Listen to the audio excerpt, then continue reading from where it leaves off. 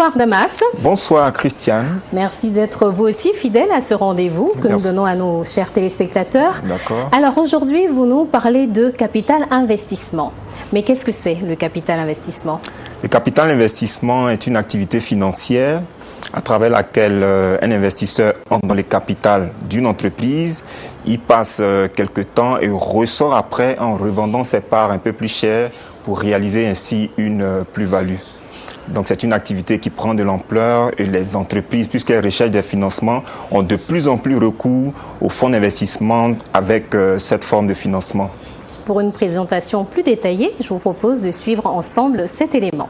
Issu du terme anglophone private equity, le capital investissement désigne une activité financière consistant pour un investisseur à entrer au capital de sociétés qui ont besoin de capitaux propres. Il s'agit généralement de sociétés non cotées en bourse qui permettent à l'investisseur de ressortir quelques années plus tard du capital de cette entreprise en revendant plus cher ses actions. À travers ses principales ramifications, on parle de capital risque lorsqu'il s'agit de financer le démarrage de nouvelles entreprises. Le capital développement, quant à lui, concerne le financement du développement de l'entreprise. La troisième ramification est le capital retournement qui cible beaucoup plus le redressement de sociétés en difficulté financière. Face à la frilosité et aux hésitations manifestées par plusieurs banques à l'endroit des porteurs de projets, le private equity s'affiche de plus en plus comme une alternative fiable pour les entreprises en phase de création ou d'expansion. Auparavant privilégié sous d'autres cieux, le capital investissement tisse très progressivement sa toile sur le continent africain. Depuis une dizaine d'années, cette activité a fait de l'Afrique subsaharienne un nouveau terrain de jeu. Pour cette région, c'est une formidable opportunité pour attirer de nouveaux investisseurs qui confient leurs fonds à des équipes de gestion professionnelles et spécialisées. Ces gérants de fonds de capital investissement se donnent ainsi pour mission d'identifier des sociétés à fort potentiel et de leur donner les moyens financiers nécessaires pour renforcer leurs équipes, les pousser à améliorer leur information financière, leur gouvernance, leur performance sociale et environnementale. Au cours des 2 dernières années, la collecte de fonds sur les marchés émergents a augmenté d'au moins 72% sur un total de 40 milliards de dollars US. Mais la collecte de fonds pour l'Afrique subsaharienne a baissé de 3% à 1,45 milliard de dollars US. Rappelons qu'elle a connu un pic en 2008 avec 2,24 milliards de dollars US. Le taux de rendement interne du capital investissement a été évalué à 23,1% par an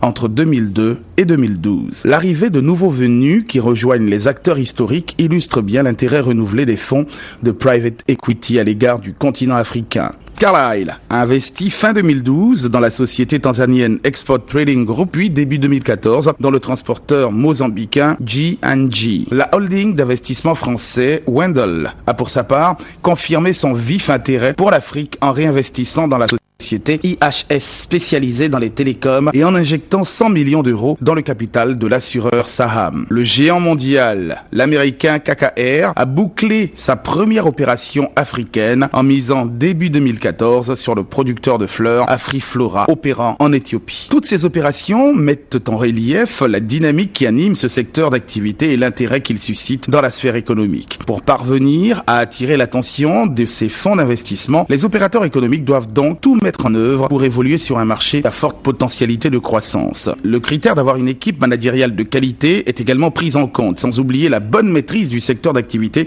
dans lequel l'entreprise qui a besoin de capitaux exerce. De la même manière que l'Afrique est très réceptive aux fonds d'investissement en provenance d'autres continents, il serait équitable que la réciprocité soit également établie à l'endroit des fonds africains. Une problématique qui mérite d'être creusée en profondeur, eu égard à la directive de l'Union européenne sur les gestionnaires de fonds d'investissement alternatifs qui semble créer un handicap concurrentiel pour les fonds africains commercialisant leurs fonds auprès d'investisseurs européens. Alors le capital investissement, on l'a vu, on l'a présenté de façon succincte, mais est-ce qu'il revêt diverses formes, diverses modalités?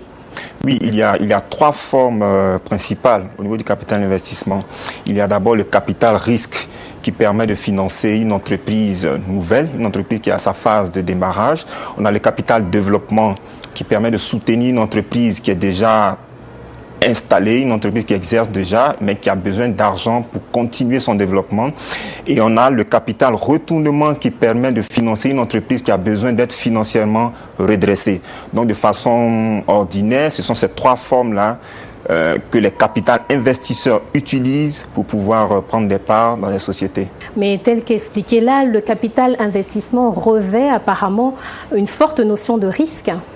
Oui, bien sûr, Christian, puisque nous sommes en investissement, c'est-à-dire l'investisseur qui entre dans le capital d'une entreprise, l'entreprise qui doit mener une activité, donc il y a forcément un risque. C'est pourquoi tous ceux qui opèrent en termes de capital investissement analysent à fond la santé même de l'entreprise, posent un diagnostic profond au niveau du marché sur lequel ils vont intervenir, et c'est à la suite de toutes ces choses, lorsqu'ils pensent que les perspectives sont bonnes, qu'ils prennent le risque, qu'ils investissent dans l'entreprise, et à la fin ils ressortent du capital pour encaisser leur plus-value. Alors, quelle est la différence entre le capital investissement, donc qui permet de financer une structure, et le prêt bancaire, qui est aussi une autre forme de financement? Oui, il y a quand même une nuance entre ces deux formes de financement. Au niveau du prêt bancaire classique, la banque accorde un financement sous forme de prêt à une entreprise, et l'entreprise, la banque et l'entreprise définissent une échéance, et l'entreprise après rembourse l'argent qui a été perçu en payant des intérêts et en remboursant le capital. Au niveau du capital investissement, les choses sont un peu différentes. Le fonds d'investissement entre dans le capital de l'entreprise, il devient un membre actif du staff managérial, il prend une part active à la politique de développement de l'entreprise et après il ressort du capital. Donc il y a un pouvoir de décision qu'on acquiert lorsqu'on a un fonds d'investissement et qu'on utilise le capital d'investissement pour soutenir une entreprise, alors que lorsqu'il s'agit d'un prêt bancaire classique, la banque accorde juste un prêt à l'entreprise, mais la banque n'a pas un pouvoir de décision, la banque n'intervient pas dans le staff managérial de l'entreprise.